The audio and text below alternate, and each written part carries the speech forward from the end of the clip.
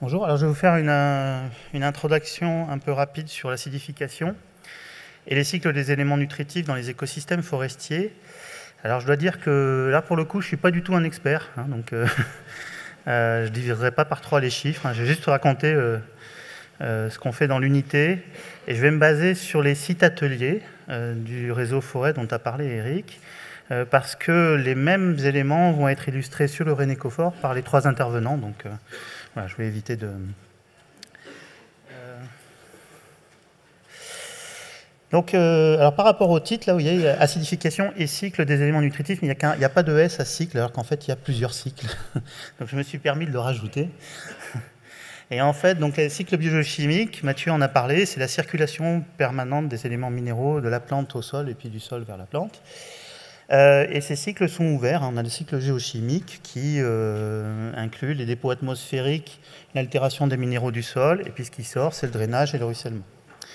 Mais il y a 2 autres cycles qui, eux, sont... Alors, il y a un... Ah ouais. Donc après, à côté, vous avez le cycle biologique qui, lui, c'est l'échange de la plante vers le sol, donc les chutes de litière, minéralisation des litières, immobilisation dans l'arbre, et puis prélèvement dans les arbres des éléments minéraux. Et puis un cycle qui est très important pour les arbres, c'est ce qui permet, par exemple, ici au Congo, aux eucalyptus, de faire 30 mètres de haut et 20 cm de diamètre au bout de 7 ans, sur un sol où on ne pourrait même pas faire pousser une carotte. Le cycle biochimique est très important puisque c'est lui qui permet de faire les translocations d'éléments minéraux, donc des organes sénescents vers les nouveaux, etc. Et donc c'est un facteur important qui permet aux arbres de pousser sur des sols qui sont pauvres et souvent impropres à l'agriculture. Alors, quelles sont les causes de l'acidification des sols forestiers ? Il y en a plusieurs. Il y a l'accumulation de la matière organique, ça fait des sites pour les protons, des sites de fixation pour les protons. Il y a de la minéralisation de la matière organique avec la production d'acide organique, de CO2 et de nitrate.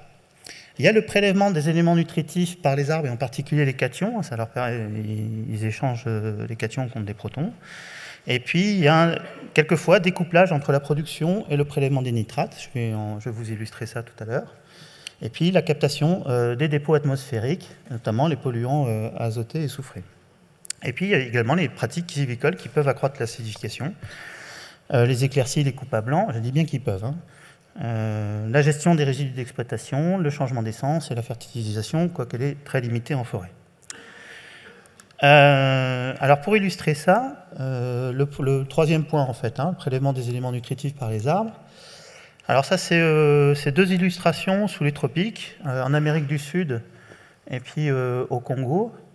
En Amérique du Sud, vous avez le temps d'afforestation et puis petit à petit vous avez la baisse du pH au cours du temps, simplement depuis l'afforestation, c'est-à-dire qu'on a mis des arbres sur des zones Alors que ce soit pin ou eucalyptus, vous voyez, on a une acidification du sol au cours du temps, qui est liée à cet échange de protons contre des cations. Et vous avez le même genre de schéma, par exemple ici au Congo, où on a comparé les sols de savane à différentes profondeurs. Donc là, on est en surface et là, on est profond.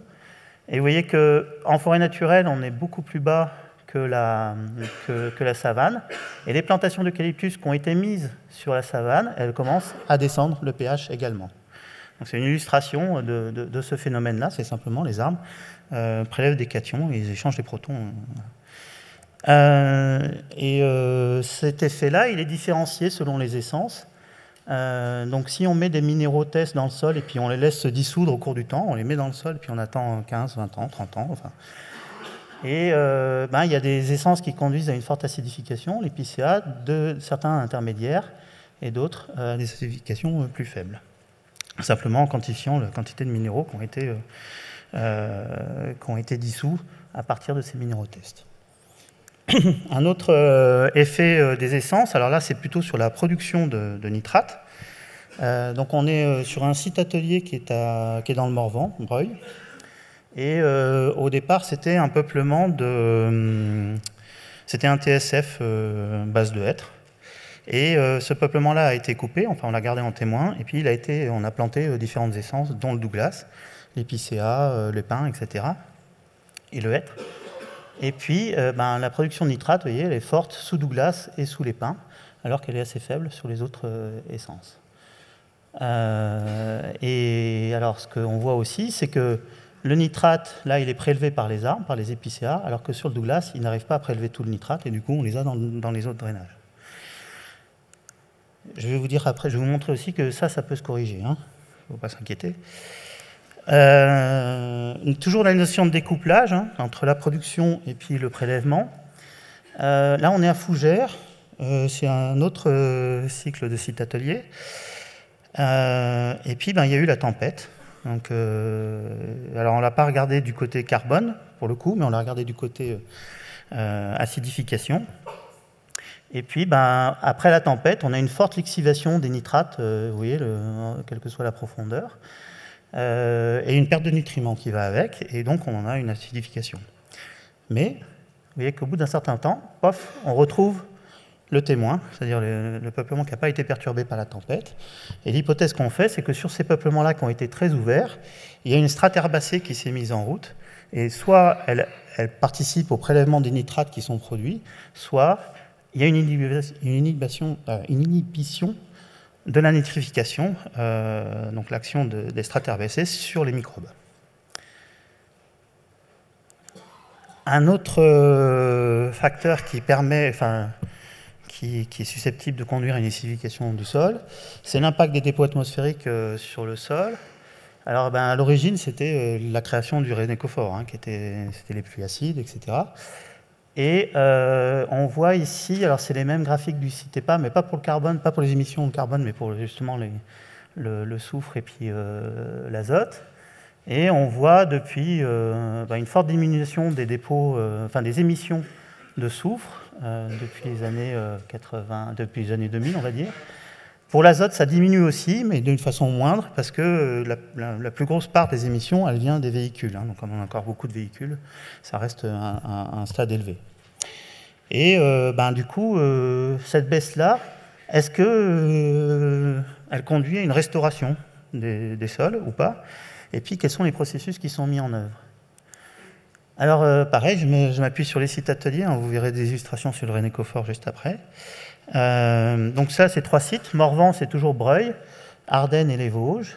Et puis, on peut faire... donc là, c'est toutes les séries temporelles. Je crois que c'est Christine qui parlait de l'importance des grandes séries temporelles.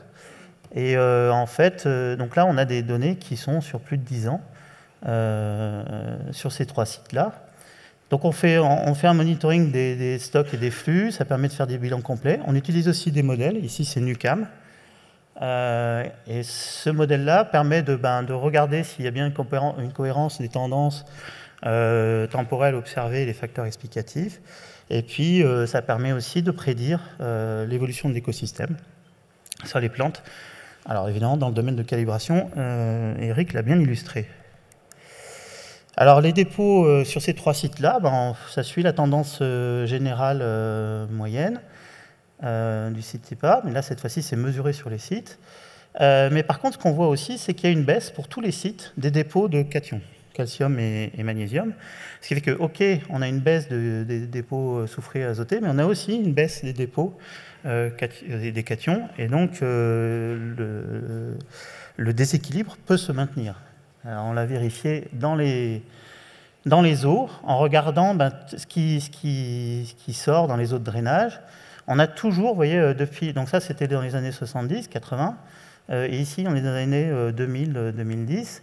On a toujours, sur les sites-là, voilà, c'est Ardennes et Vosges qui sont présentés, parce qu'ils sont différents au niveau des processus. On a toujours une forte acidification dans le sol, et essentiellement... donc dans le passé, c'était azote et soufre, et là, elle est toujours active pour l'azote. Et ici, dans les Vosges, on a toujours une acidification qui est due à la désorption du SO4 dans le sol, qui fait que le phénomène perdure. C'est-à-dire qu'il y a une charge qui s'est créée au moment des dépôts, des forts dépôts, dans les années 70. Cette charge, elle s'est accumulée dans le sol, et c'est maintenant qu'elle se désorbe petit à petit. Et donc le processus continue. Et donc quand on regarde dans les Ardennes, on commence à passer en dessous, alors ça c'est une définition agronomique hein, de la nutrition, avec des seuils critiques dans les analyses foliaires, mais on diminue, et puis on commence à voir apparaître des phénomènes de défoliation depuis les années 2005. Voilà. Donc, ce qu'il faut retenir là, de cette étude-là, c'est que les dépôts, depuis les années 70, il y a une forte baisse des dépôts polluants, mais également une baisse des cations. Et du coup, il y a un délai dans la restauration. Hein. Il y a à la fois la charge qui continue, et puis il y a un délai dans la restauration, puisqu'on perd les deux en même temps. Actuellement, la résilience et la restauration, elle est faible, voire même inexistante sur certains des écosystèmes qu'on a regardés. Et puis, du coup, il faut prendre en compte ce contexte-là dans les écosystèmes où il y a une faible fertilité chimique, donc les écosystèmes qui sont basés sur le cycle biologique essentiellement, parce que ce facteur-là cumulé avec d'autres facteurs, ça peut être la sylviculture, mais ça peut être les changements climatiques, etc., eh bien, ça peut conduire à une accélération encore des phénomènes. Alors, est-ce que ça se corrige? Oui, par exemple, sur le Douglas, on est toujours à Breuil. Je vous ai présenté donc celui... là, j'avais présenté ce graphique-là, avec juste ce pan-là où le témoin il crache du nitrate. On rajoute 800 kg d'amendement, mais qui est du calcium-phosphore, et ça suffit à enlever le nitrate dans les eaux de drainage. C'est-à-dire que... Alors en fait, il ne faut pas le voir, parce qu'on faut pas imaginer que l'amendement a remonté le pH, c'est pas du tout ça. L'amendement a redynamisé le cycle biologique, et on a à nouveau des arbres qui sont capables de prélever le nitrate en même temps qu'ils le produisent. Voilà. Grâce à une activation des micro-organismes, on n'est pas encore très clair là-dessus, on est en train de regarder ça. À l'échelle d'un bassin versant, quand on regarde différents bassins versants, alors là c'est un bassin versant sur grès et sur granit, on va avoir des réponses qui sont soit courtes, soit longues, à plus long terme. Donc pour des deux bassins versants, on a eu des effets rapides, et puis après, on va avoir rapidement une amélioration des eaux de drainage dans le système granitique, alors que dans le système grès, l'amélioration, elle commence tout juste maintenant. Je ne sais plus, c'est 20 ans après l'amendement. Donc vous voyez les réponses ne sont pas forcément immédiates, ça dépend du contexte pédoclimatique.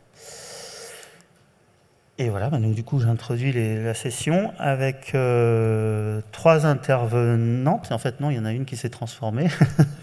donc